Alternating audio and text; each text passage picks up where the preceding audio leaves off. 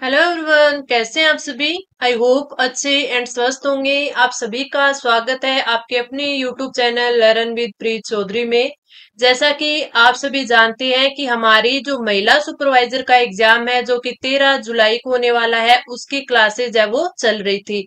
आज की क्लास की बात करें तो आज की क्लास जैसा कि मैंने आपको बताया था कि हम आपके लिए कुछ नया करने वाले हैं। और वो नया क्या था कि एक तो हमारे जो टेलीग्राम चैनल है वहां पर मैं आपके लिए मिनी टेस्ट है वो स्टार्ट कर रखे हैं, वो आपको लेने हैं। जिसमें कभी 15 क्वेश्चन, कभी 20 क्वेश्चन और कभी आपके लिए 10 क्वेश्चन है वो प्रोवाइड करवाए जाते हैं। और वो आपका जो पार्ट बी है जिसमें आपके पोषण और स्वास्थ्य से संबंधित ज्ञान, और दूसरा आपका शिशु की प्रारंभिक देखभाल के लिए, ये दोनों के उसमें आपको क्वेश्चन करवाए जाते हैं।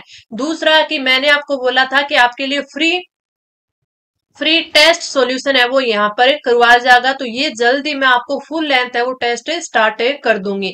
आज की क्लास की बात करें तो आज की क्लास आपके पार्ट बी पर रहेगी। और पार्ट बी की बात करें तो पार्ट बी में जो आपका कै पॉइंट है पोषण, कै पॉइंट है आपका पोषण और स्वास्थ्य, पोषण व स्वास्थ्य, पोषण व स्वास्थ्य, इस पर है आपके स्वास्थ्य का ज्ञान है। इस पर आज की क्लास है जिसमें हम इंपॉर्टेंट है वो एमसीक्यू करेंगे। तो चलिए बिना देर किए अपनी क्लास स्टार्ट करते हैं। कम टाइम में ज्यादा से ज्यादा क्वेश्चन प्रैक्टिस हमें करनी है बिना इधर उधर की बातें किए हुए। और इस क्लास की पीडीएफ आप सभी को पता है कि पीडीएफ हमारे टेलीग्राम चैनल पर प्रोवाइड करवा दी जाएगी। तो चलिए अपन स्टार्ट करते हैं अपना फर्स्ट क्वेश्चन। और हमारा फर्स्ट क्वेश्चन क्या है, अपना फर्स्ट क्वेश्चन है कि पोषण से अभिप्राय उस प्रक्रिया से है जिसमें लिए गए भोजन का उपयोग शरीर को पोषण प्रदान करने के लिए किया जाता है। पोषण की परिभाषा निम्न में से किसने दी थी। जो ये परिभाषा है वो बताया गया है कि किसने दी थी। परिभाषा क्या है, पोषण से अभिप्राय उस प्रक्रिया से जिसमें भोजन का यूज शरीर को पोषण प्रदान करने के लिए किया जाता है। ये पोषण की परिभाषा किसने दी थी। जे पार्क ने दी थी, मैकडलन ने दी थी, थॉमसन ने दी थी, टर्नर ने दी थी।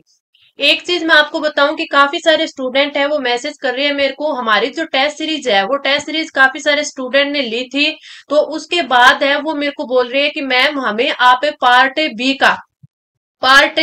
का कंटेंट यानी उसकी पीडीएफ, उसके शॉर्ट नोट्स हमें प्रोवाइड करवा दो, चाहे आप पेड हमें प्रोवाइड करवा दो, आप उसकी फीस हमसे ले लेना। तो ना तो ऐसे आपको कोई करना है, आपको जो टेस्ट है उसके लिए सिर्फ मैंने बताया था कि आपके लिए जो हमने 10 टेस्ट स्टार्ट किए थे वो 10 टेस्ट है जो आपको 100 रुपए कम से कम फीस में आपके लिए रखा गया था, वो आप उसमें ले सकते हो। बाकी आपको ना तो कोई भी नोट्स के लिए है वो क्या करना है, फीस देनी है, ना ही आपको शॉर्ट नोट्स के लिए फीस देनी है। जो भी कंटेंट होगा वो बिल्कुल फ्री में आपको प्रोवाइड करवाया जाएगा। तो इसके लिए आप बिल्कुल भी चिंता ना करिए। आप हमारे जो टेलीग्राम चैनल है लर्न विद प्रीत चौधरी, उस पर आप बने रहिए। वहां पर मैं आपको एग्जाम तक काफी सारा कंटेंट है वो प्रोवाइड करवा दूंगी। अभी भी मैं आपके लिए कुछ ना कुछ है वो कंटेंट बना ही रही हूँ, तो वो सारा आपको फ्री ऑफ कॉस्ट है वो प्रोवाइड करवाया जाएगा हमारे टेलीग्राम में चैनल पर। तो इसलिए आप चिंता मत कीजिए कि आप मेरे को पर्सनली मैसेज करके कहो कि आपको है वो मैं फीस के साथ है वो आपको क्या है कंटेंट प्रोवाइड करूं। बिल्कुल नहीं, सिर्फ टेस्ट है वो आपके पेड है, बाकी सारी की सारी चीजें आपके लिए फ्री है। चलिए बात करते हैं क्वेश्चन की। क्वेश्चन में अगर देखें कि पोषण की ये परिभाषा है वो किसने दी थी, तो आपका राइट आंसर ऑप्शन ए हो जाएगा। जे पारक ने ये परिभाषा दी थी। तो राइट आंसर ऑप्शन ए। अपन बढ़े अपने अगले क्वेश्चन पर। और अगला जो हमारा क्वेश्चन है कि पोषण के कितने प्रकार होते हैं। 5 प्रकार, 2 प्रकार, 1 प्रकार और 4 प्रकार। तो आपका जो राइट आंसर हो जाएगा वो क्या हो जाएगा, पोषण के आपके 2 प्रकार होते हैं। तो राइट आंसर आपका ऑप्शन है बी हो जाएगा। ऑप्शन बी है वो आपका राइट हो जाएगा। पोषण के कितने प्रकार होते हैं, 2। अब आप कमेंट करके बताना कि 2 प्रकार है वो कौन कौन से हैं। आगे बढ़े अपन। अगला क्वेश्चन है अपना, पोषण की वह स्थिति जिसमें पोषक तत्वों की मात्रा आवश्यकता से अधिक हो कहलाती है। सुपोषण, कुपोषण, अत्यधिक पोषण और अल्प पोषण। तो आपका जो राइट आंसर होगा वो क्या हो जाएगा, जब पोषण की मात्रा है वो अधिक हो जाती है तो उसको बोलते हैं अत्यधिक पोषण। तो राइट आंसर क्या हो जाएगा, ऑप्शन ए सी हो जाएगा।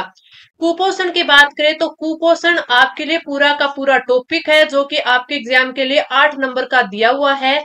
और इसकी अगर बात करें तो मैंने इसकी 2 क्लासेज विद आपके एमसीक्यूज आपको प्रोवाइड कराई है, तो आपने वो क्लासेज ली होगी। अगर नहीं ली है तो ये दोनों क्लासेज जरूर ले लेना, क्योंकि आपके 8 क्वेश्चन इसमें कंप्लीट होंगे।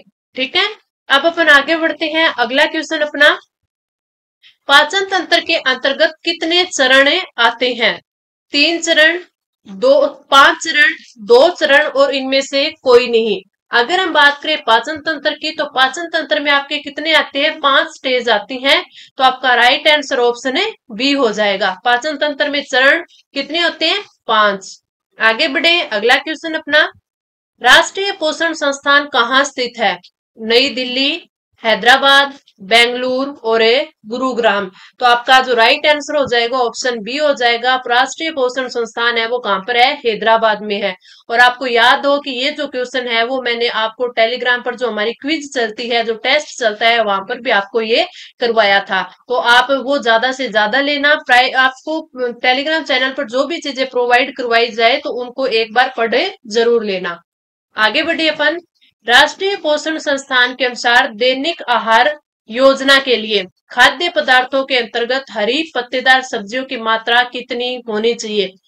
बात देखिए, इसने क्या बोला, सीधा नहीं पूछा कि खाद्य पदार्थों के अंतर्गत हरी पत्तेदार सब्जियों की मात्रा कितनी होनी चाहिए। इसने बोला है राष्ट्रीय पोषण संस्थान के अनुसार। राष्ट्रीय पोषण संस्थान जो कि कहां पर है? हैदराबाद में।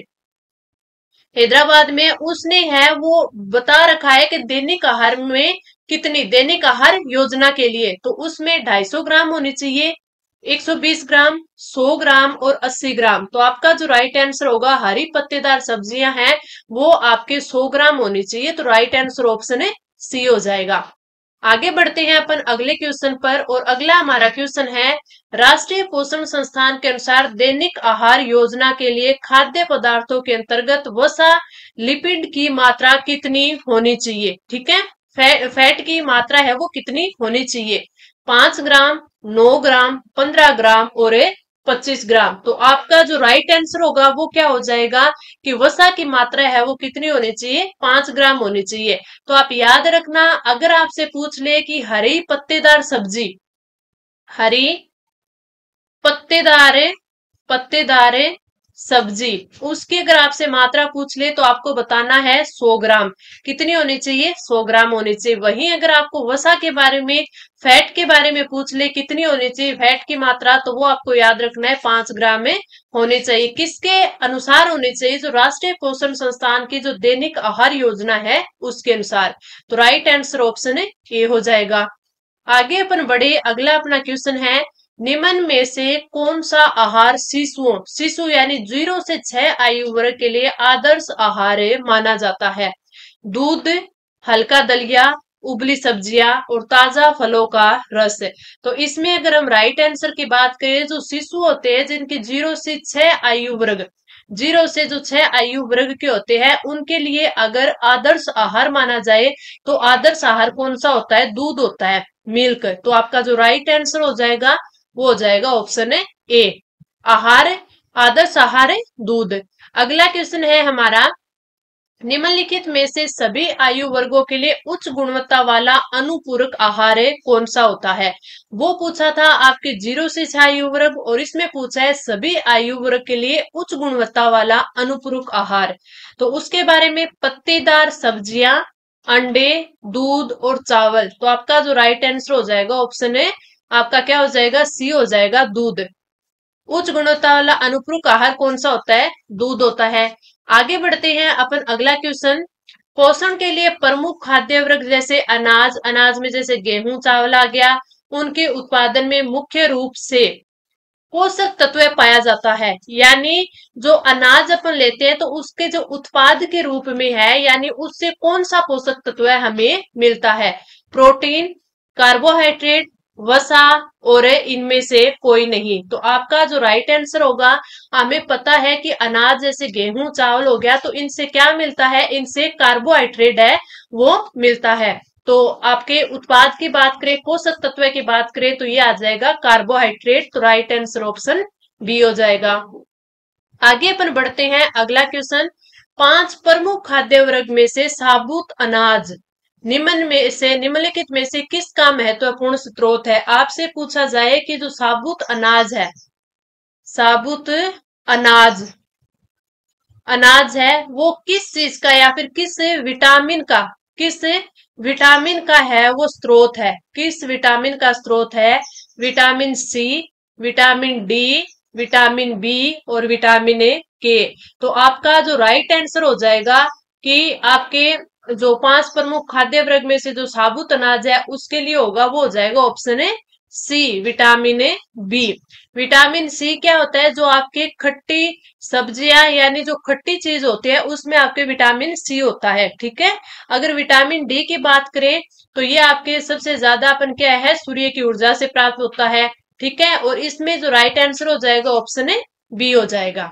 आगे अपन बढ़े, अगला क्वेश्चन अपना, भोजन में अंडे को शामिल करके पोषण प्राप्त करने का सबसे उपयुक्त विकल्प है, क्योंकि इसमें अधिकांश पोषक तत्व पाए जाते हैं परंतु निम्नलिखित में से एक पोषक तत्व नहीं पाया जाता।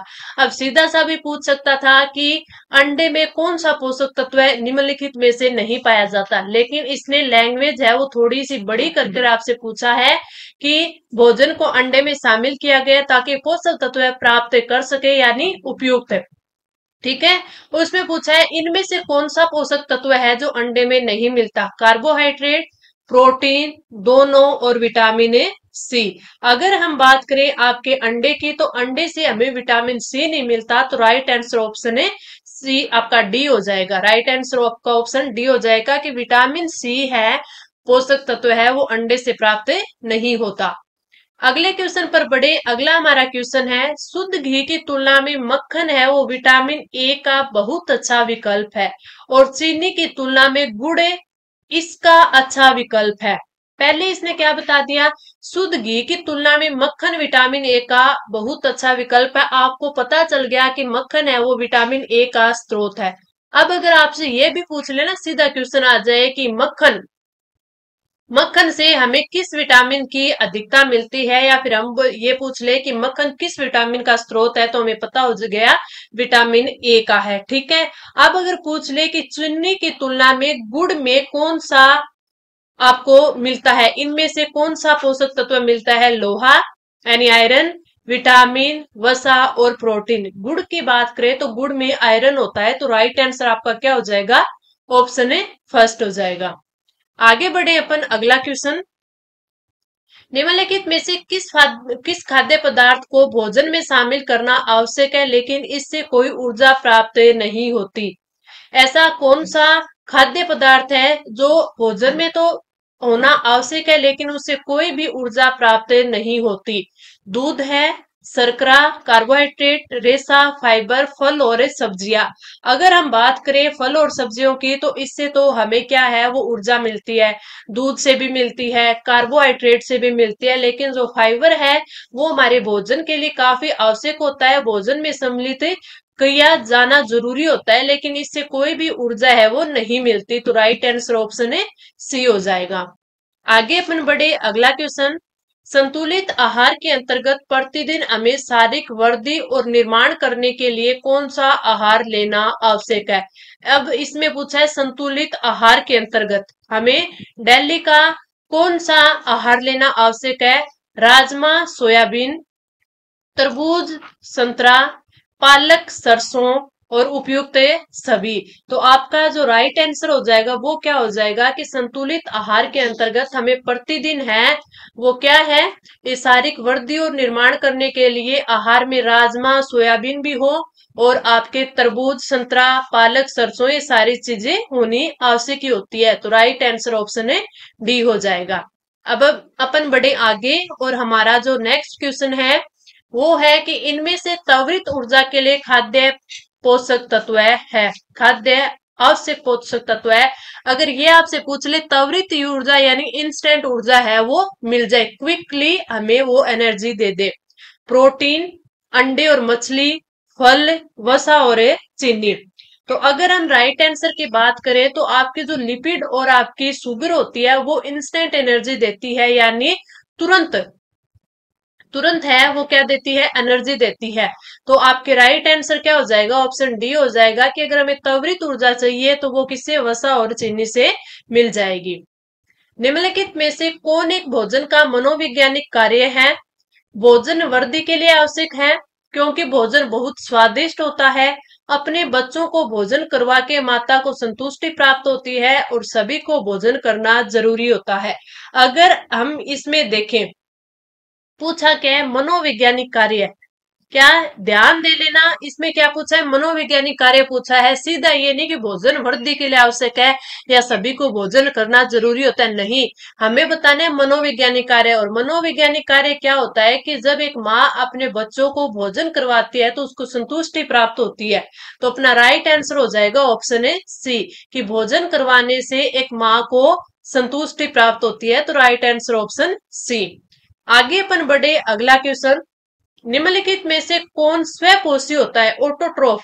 कौन है स्वपोषी होता है, मानव, पौधा, पशु और कवक। तो हम सभी को पता है कि जो प्लांट होते हैं वो स्वपोषी होते हैं, अपना भोजन स्वयं बनाते हैं। और किससे बनाते हैं, सूर्य की ऊर्जा से है वो अपना भोजन स्वयं बनाते हैं। तो ये ऑटोट्रॉफ होते हैं। तो right answer option B, plant, पौधा।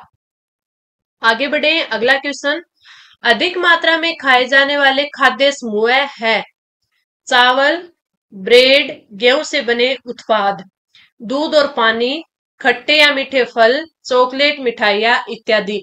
अब अगर हम देखें तो ना तो हम है वो सिर्फ दूध और पानी यानी सबसे ज्यादा ये नहीं खाते, ना ही हम खट्टे और मीठे फल है वो खा सकते हैं। ठीक है, अगर हम ऐसे कर लेने का, आज से हमने खट्टे और मीठे फल है वो खाना स्टार्ट कर दिया, अगर ज्यादा मात्रा में खाएंगे तो इसको 4 से 5 दिन में हम है वो इससे ज्यादा नहीं खा पाएंगे। यानी फिर ज्यादा अधिक मात्रा में खाने से है क्या है, उस चीज से फिर वो घृणा सी हो जाती है कि नहीं अब ये मैं नहीं खा सकता। चॉकलेट मिठाई है वो भी एक लिमिट की होती है कि अपन लिमिट की चॉकलेट या मिठाई खा सकते, ज्यादा नहीं खा सकते। लेकिन रोटी और सब्जी, यानी रोटी सब्जी हो गया, आपका दाल हो गया, ये जो आपका भोजन होता है, या फिर जैसे जिस आपके भौतिक एरिया में चावल है वो होता है तो वहां पे जो लोग है वो चावल खाते हैं। तो जैसे चावल हो गया, रोटी हो गई, या गेहूं से बना उत्पाद हो गया, तो इससे कभी भी मन नहीं भरता, या ना इससे मन नहीं भरता, यानी ये हम डेली खा सकते हैं। तो आपका राइट आंसर हो जाएगा ऑप्शन ए, अधिक मात्रा में खाया जाने वाला खाद्य समूह कौन सा है, चावल हो गया, ब्रेड हो गया, गेहूं से बने उत्पाद हो गए। आगे अपन बढ़े, अगला क्वेश्चन, राष्ट्रीय पोषण संस्थान के अनुसार दैनिक आहार योजना के अंतर्गत 30 ग्राम दाल भोजन में शामिल करने से कितने किलो कैलोरी ऊर्जा प्राप्त होती है, 75 कैलोरी, 55 कैलोरी, 100 कैलोरी और 150 कैलोरी। तो अगर हम बात करें कि 30 ग्राम दाल भोजन में शामिल करने से कितने कैलोरी मिलती है, तो हमें मिलती है 100 कैलोरी। कितनी मिलती है, 100 कैलोरी मिलती है। तो राइट आंसर क्या हो जाएगा, ऑप्शन ए सी हो जाएगा। अब ये भी याद रख लेना, जैसे हमें पहले क्या पूछा था कि जो हरी पत्तेदार सब्जियां है, हरी पत्तेदार जो सब्जियां हैं, एक तो हमने ये पूछा था कि इसकी है वो कितनी मात्रा है वो होनी चाहिए। ठीक है, किसके अनुसार है, राष्ट्रीय पोषण संस्थान के जो दैनिक आहार योजना है उसके अनुसार। दूसरा हमसे क्या पूछा था कि जो वसा होती है वसा की कितनी मात्रा होनी चाहिए। तो ये भी आप याद रखना, जो हरी पत्तेदार सब्जियां हैं वो 100 ग्राम क्या होनी चाहिए, 100 ग्राम उनकी मात्रा होनी चाहिए। और वसा है उसकी कितनी होनी चाहिए, 5 ग्राम होनी चाहिए। तो ये भी आप याद रखना। इस क्वेश्चन का राइट आंसर ऑप्शन है सी हो जाएगा। आगे अपन बढ़ते हैं, तो ये हमारा आज का आपके लिए क्लास थी, सबसे छोटी क्लास, और इसमें हमने 20 वेरी इंपॉर्टेंट है आपके क्वेश्चन आंसर है वो किए। और अब ये जो पीडीएफ हो हमारे टेलीग्राम चैनल लर्न विद प्रीत चौधरी पर आपको प्रोवाइड करवाई जाएगी। तो कोई भी डेली अपडेट हो, कोई भी आपसे एग्जाम से रिलेटेड, किसी भी एग्जाम से रिलेटेड हो, वो कोई अपडेट हो, या फिर आपके 13 जुलाई वाले एग्जाम के लिए कंटेंट के लिए हो, टेस्ट के लिए हो, क्विज के लिए हो, तो सारी जानकारी आपको हमारे टेलीग्राम चैनल पर मिलेगी। आपको अगर टेस्ट सीरीज परचेज करनी है तो वो भी जानकारी आपको टेलीग्राम चैनल पर मिलेगी। तो इसे जरूर ज्वाइन कर लेना। चलिए अब हम मिलेंगे अगली क्लास में। अगर क्लास अच्छी लगी तो लाइक और शेयर करना अपने दोस्तों के साथ, और इस अभी तक अगर चैनल को सब्सक्राइब नहीं किया तो सब्सक्राइब कर लेना। चलिए अब हम मिलेंगे अगली क्लास में, तब तक के लिए धन्यवाद।